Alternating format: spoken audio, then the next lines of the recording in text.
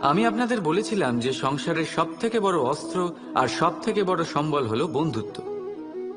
কিন্তু এই বন্ধুত্ব কেমন হওয়া উচিত? বন্ধুত্ব হওয়া উচিত দুধে মেশানো জলের মতো। কিভাবে?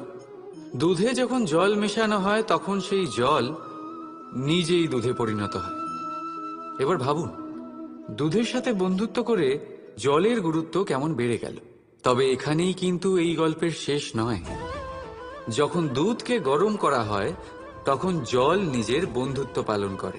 জল নিজে আগে সেটার তাপ নেয়, নিজের অস্তিত্বকে বাষ্পে রূপান্তরিত করে আর দুধকে বাঁচিয়ে নেয়। আর তারপর জল বাষ্প হয়ে গেলে দুধ ফুটতে থাকে, সে পাত্র থেকে বেরিয়ে উপচে পড়ে। আর শান্ত তখনই হয় যখন তাতে আবার জল মেশানো হয়। অর্থাৎ বন্ধুত্ব সেটাই যা বন্ধুর অস্তিত্বকে বিস্তার করে।